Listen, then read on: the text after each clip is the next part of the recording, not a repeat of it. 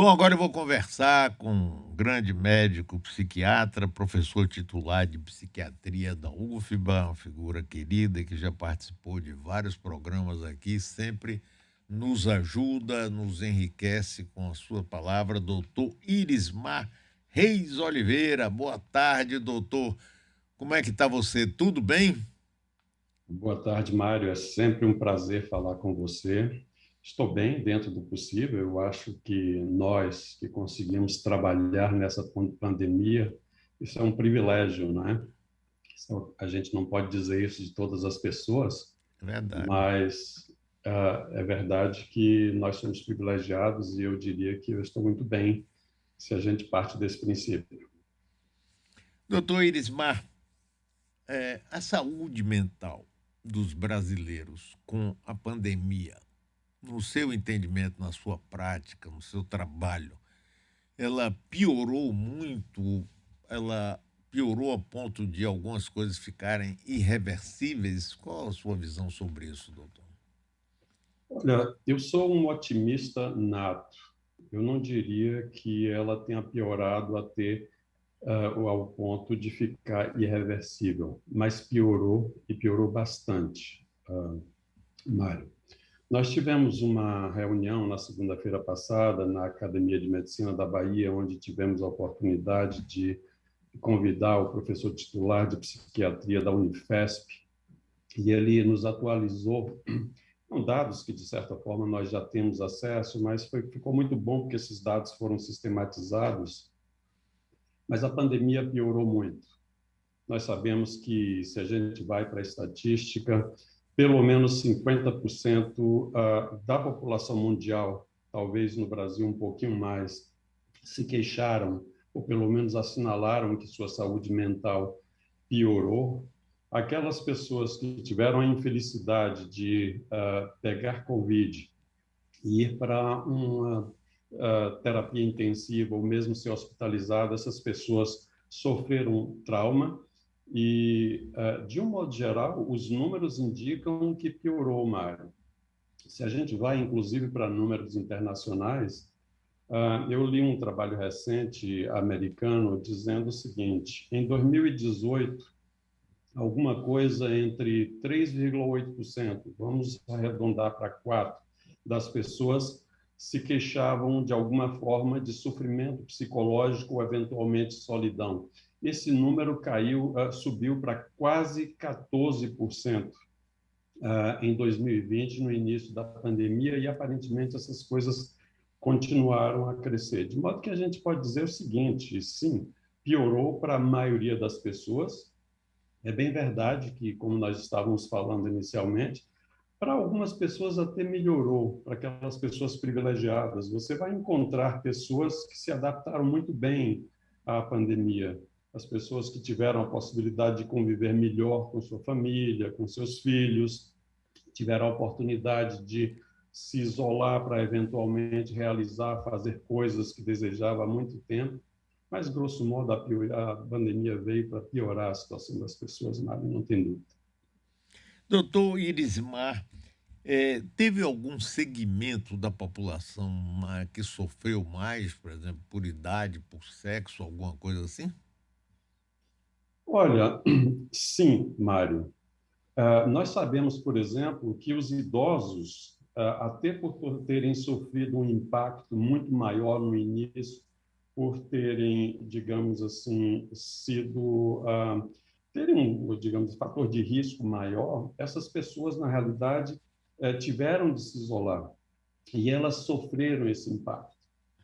Se a gente pensa, por exemplo, na criança e no adolescente que deixou de ir para a escola, que deixou de ter o seu convívio social, essas crianças e adolescentes, nós ainda não sabemos qual vai ser o impacto disso.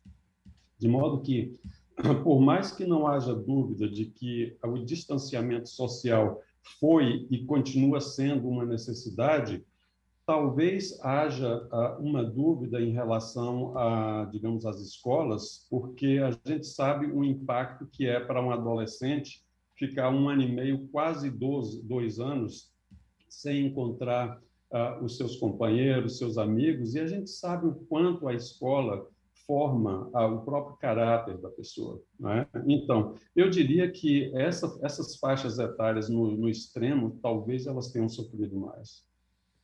Doutor Irismar, ultimamente se fala muito na tal síndrome de burnout. O que é isso, doutor?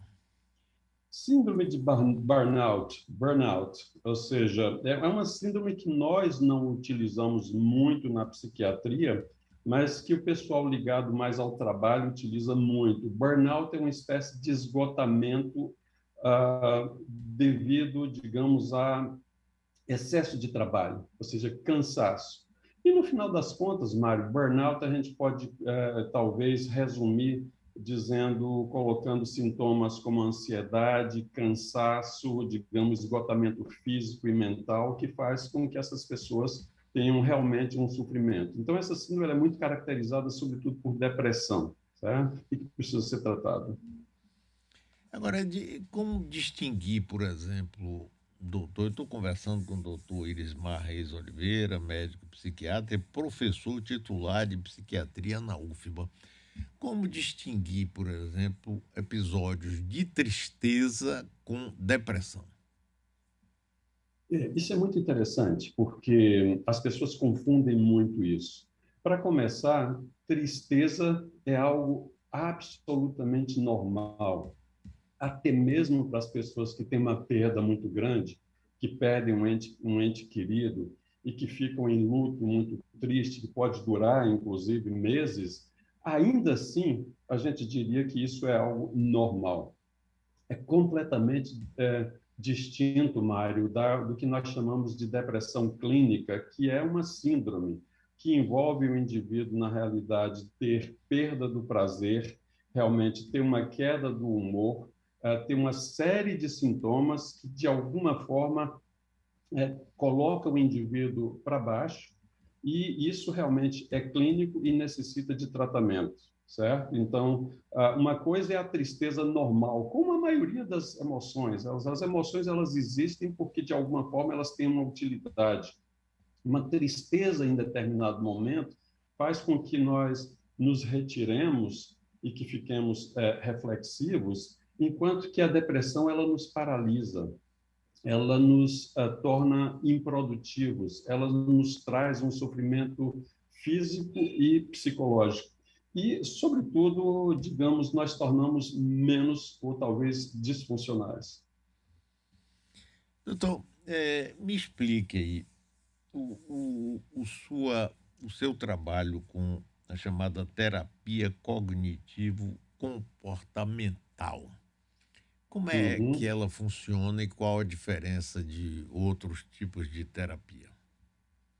Olha, Mário, há uma quantidade tão grande de modelos de psicoterapia que, digamos, foram criadas ao longo dessas décadas, mas é importante que, quando a gente fala em terapia cognitiva ou cognitivo-comportamental, ela é um dos modelos que mais, digamos, cresceram nessas últimas 4 ou 5 décadas.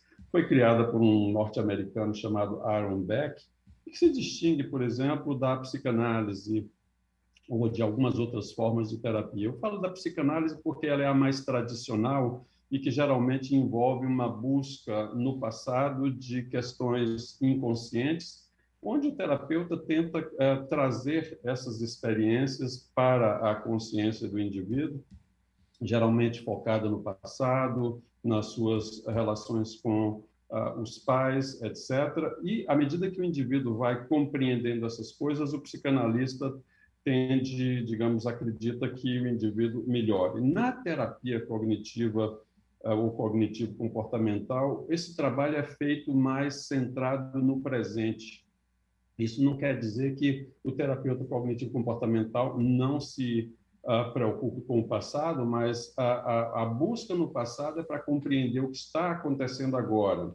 E o que Sim. caracteriza a terapia cognitivo-comportamental é dar para o indivíduo instrumentos para que ele compreenda mais os seus pensamentos que passam automaticamente pela cabeça, daí o termo cognitivo, e que, de alguma forma, esse indivíduo resolva as emoções e comportamentos decorrentes desses pensamentos. Ora, se esses pensamentos eles são distorcidos ou disfuncionais e o indivíduo os corrige com a ajuda do terapeuta, claro que as emoções equivalentes e os seus comportamentos mudarão também.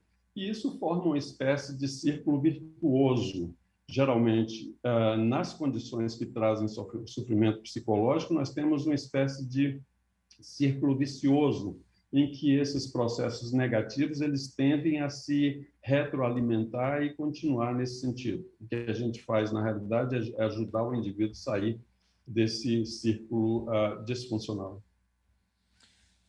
Doutor, por exemplo, isso tem a ver com a forma com que uma pessoa se comunica e a forma com que a outra interpreta ou recebe aquela comunicação?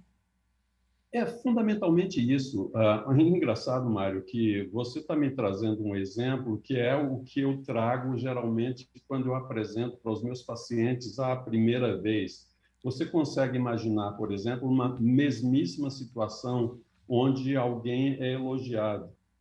Ora, uma pessoa elogiada, por exemplo, eu digo a alguém, olha, eu li aqui o seu currículo e me parece que você é capaz e competente.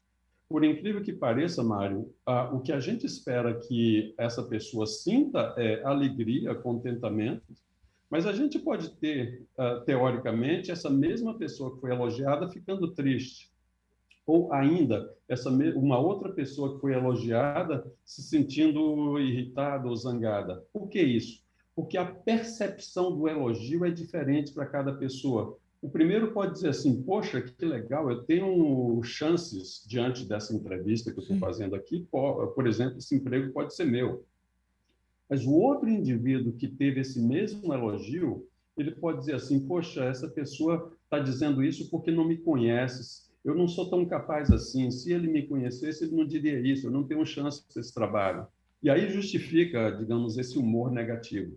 E você pode ter mesmo, até mesmo ter circunstâncias onde esse mesmo elogio vai colocar para uma outra pessoa, poxa, esse cara, isso deve ser uma pegadinha, esse cara é um hipócrita, ele está mentindo para mim. E, consequentemente, ele vai se sentir, na realidade, irritado e zangado. Ora, as emoções e os comportamentos dessas três pessoas frente à mesma situação vai depender da forma como o indivíduo percebe essa situação. Então, qual é o papel do terapeuta? É, na realidade, questionar isso, questionar essas percepções. E, na medida que o indivíduo aprende a identificar esses pensamentos e questionar essas percepções, naturalmente que ele vai modificar as consequências disso. Eu entendi, eu acho isso fantástico, doutor Ismar. Agora, vamos para um caso aqui hipotético. Aqui está um leigo completamente colocando um caso hipotético de um casal, né? Que Uhum. a mulher diz uma coisa, o marido interpreta de uma forma e vice-versa. E aí um chega para outro, não, a gente não se entende, a gente não se entende, a gente não se entende. Quando na realidade pode ser somente aquela forma equivocada que a pessoa tem, ou distorcida, que a pessoa tenha de interpretar aquela mensagem. Como é que se trabalha isso?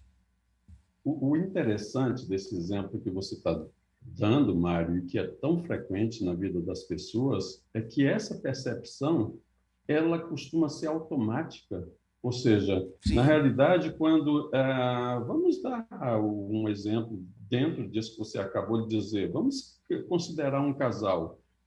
Vamos imaginar que o marido chega para dar uma notícia à esposa que eventualmente seja assim, olha, eu fui, digamos, recebi um aumento salarial. E a esposa que está lá, na realidade, tendo um outro problema e que não tem a mesma resposta, vai fazer com que esse marido que chegou agora e diga assim, poxa, ela não se importou comigo Uhum. com a notícia boa que eu dei para ela. Consequentemente, como ele vai se sentir desapontado e eventualmente vai ficar decepcionado, ele vai ter um comportamento eventual de eventualmente subir para o quarto ou não ficar mais comunicativo com ela. Isso, de alguma forma, decorreu de uma percepção errônea. Ora, a esposa também pode ter tido uma percepção disso. Olha, ele não está preocupado com o que eu estou sentindo aqui. Ele chegou, me viu triste aqui e não ligou para mim. Você consegue imaginar o distanciamento de duas pessoas? É claro, nós estamos dando aqui um exemplo um tanto Sim, grosseiro. As sim. coisas são, às vezes, muito mais sutis do que isso. Mas você está vendo que duas pessoas que não dialogam e que tentam, de alguma maneira, corrigir ou entender esses pequenos, digamos, mal-entendidos que existem no nosso dia a dia, acaba distanciando as pessoas. Daí a grande importância que um diálogo franco, um diálogo, digamos assim, próximo com uma pessoa pode realmente modificar completamente digamos, essas circunstâncias que não passam de mal-entendidos. A gente chama isso na terapia cognitiva de distorções cognitivas. Uhum. Distorções que normalmente elas são normais, ou seja, todos nós distorcemos. Acontece que em situações de crise, nós estamos em situação de crise, nós estamos vivendo a era da Covid, essas distorções elas acabam ficando maiores e mais frequentes. Consequentemente, se a gente não as corrige de alguma maneira, se a gente não aprende a ver essas distorções e, de alguma forma, compreendê-las melhor e, consequentemente, corrigir essas consequências, a gente vai sofrer durante muito tempo o efeito dessas mesmas consequências. Maravilha, conversando aqui, doutor Irismar Reis Oliveira, médico psiquiatra, professor titular de psiquiatria na UFBA. Doutor Irismar, veja o seguinte, eu leio de vez em quando, até em vez de filmes ou romances, ou até amigos que conversam, em que um casal, ao longo de anos de convivência, consegue, às vezes, estabelecer determinados carimbos, digamos assim, sobre um da outro. Então, toda vez que você fala uma coisa, interpreta segundo uma emoção que teve 3 anos atrás, 4 anos atrás. Essa incapacidade de parar e dizer, bom, vamos parar aqui, vamos zerar e rever a forma da gente falar e receber. É possível você conseguir isso? Claro, esse é o objetivo. Quando eu falei com você nesse modelo que é assim, por exemplo, existem situações que são percebidas automaticamente, consequentemente geram determinadas emoções e que geram determinados comportamentos, eu estou falando isso numa versão um tanto mais superficial desse modelo. E quando eu digo superficial, não estou dizendo que tenha menos valor, não. Ela é superficial porque a gente consegue percebê-la mais facilmente, basta a gente buscar. Mas existem níveis um pouquinho mais profundos e que determinam, de alguma forma, digamos, essa nossa maneira de perceber essas coisas. Esses carimbos, Mário, dos quais você falou, correspondem, grosso modo, àquilo que nós chamamos, na terapia cognitiva, de crenças, e a gente vai mais longe ainda, são crenças nucleares. Essas são formas de nós percebermos a nós mesmos e percebermos as outras pessoas. Você viu aqueles 3 exemplos que eu dei no início, naquela conversa. Uma pessoa fica alegre porque percebeu isso, Uhum. digamos, de uma maneira positiva.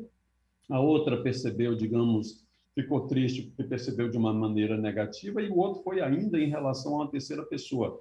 Ora, isso é porque nós temos crenças fundamentais, nucleares, que dependem do nosso desenvolvimento, que é a nossa visão de nós mesmos. Eu, por exemplo, posso me ver como uma pessoa capaz, competente, mas em determinados momentos eu vou ativar essas questões mais antigas do meu desenvolvimento que vão indicar e me dizer, olha, eu não sou tão bom assim, eu sou uma pessoa que não é tão capaz assim, eu sou um fracasso como pessoa. Se esse lado da pessoa se ativa naquele momento, como é o caso, por exemplo, de determinadas crises, isto, de alguma forma, determina aquela maneira que você tem mais superficialmente de perceber.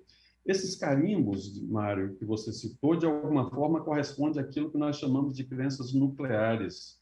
E essas crenças nucleares, elas podem ser modificadas. Ou seja, na verdade, quando você fala em terapia cognitiva processual, que foi aquele modelo que eu desenvolvi, ele foi fundamentalmente desenvolvido para a gente lidar com esse tipo de visão fundamental que nós temos de nós mesmos. E o que é interessante é que esse nome processual, ele decorre de uma metáfora que eu retirei de Kafka, do processo de Kafka, partindo do princípio de que ele estava propondo essa espécie de visão que nós temos, que é uma espécie de autoacusação, e que nem sempre nós percebemos. Quando a gente coloca isso numa espécie de julgamento, você vai poder realmente ver se de fato você é um fracasso como pessoa, e na maioria das vezes você vai ver que não, se você é uma pessoa incapaz ou incompetente, e boa parte das vezes você vai ver que não, que tudo isso não passa de uma interpretação. E quando você corrige essa percepção, essa interpretação errônea, você acaba, de alguma forma, tendo uma visão mais negativa, não só mais positiva, não só de si, mas, às vezes, de outras pessoas. Esses carimbos, na realidade, eles só fazem limitar. É o que a gente chama, um formato de distorção cognitiva que a gente chama de labeling na origem inglesa, ou rotulação, Rotulação. Pois é, pois é. no nosso É, bom português. doutor Irismar, agora nós vivemos também, quer dizer, nós estamos num momento muito difícil. Temos essa pandemia com todas as restrições, com incerteza, com medo, etc. E ao lado disso, nós estamos vivendo agora, já vivemos no passado, certamente viveremos no futuro, uma radicalização político-ideológica, às vezes não é nem ideológica, mas política, muito forte. Isso faz com que as pessoas criem um clima de ódio, de intolerância. Se você não pensa como eu penso, você não vale nada. Qual a sua opinião, doutor Irismar, A sobre minha isso? opinião, Mário, é que essas coisas, de alguma forma, já existiam, elas apenas se tornaram muito mais evidentes por essa facilidade que nós temos hoje da comunicação Isso. imediata, ou das redes sociais, etc. Então, ou nós nos tornamos um pouco mais tolerantes e flexíveis, no sentido de verificar o lado do outro e, eventualmente, ser mais tolerante com as pessoas e vice-versa, ou essa polarização, esse tudo ou nada, esse 8 ou 80, ou está comigo ou é meu inimigo, na realidade é uma forma dicotômica de pensar. É o que a gente chama de pensamento dicotômico. Isso está muito presente e eu creio que, com todas as maravilhas que foram trazidas por essas redes sociais e pela comunicação moderna, ela trouxe também o seu lado, eu diria, muito negativo e prejudicial. E eu creio que nós temos ainda muito a aprender a como conviver com essa nova realidade. Doutor Irismar, olha, muitíssimo obrigado, viu? É sempre um prazer, a gente aprende muito aqui, vários ouvintes agradecendo, eu pessoalmente lhe agradeço muito, muito, muito, porque nos ajuda bastante, viu? Um abraço, parabéns pelo Eu trabalho acho que você é um fantástico. entrevistador fantástico, Mário. Eu já vi você entrevistando algumas pessoas aqui, como o Gontardo Caligares, naquela entrevista fantástica. Ele realmente é uma pena que ele tenha se É, ido nesse momento. E também é uma pena que eu não possa ver você mais. Ou seja, eu trabalho exatamente no horário em que você geralmente entrevista as pessoas. Então, quem sabe a gente possa se encontrar lá adiante em outros momentos e aí eu poder, por exemplo, ver mais você. seria um prazer. Vai ser um prazer, vai ser. Doutor Irismar, muitíssimo Claro. obrigado e parabéns, viu? Parabéns para o senhor. Muito obrigado a você, Mário. Pois é, rapaz, coisa boa, né? A gente conversar com uma pessoa como o doutor Irismar Reis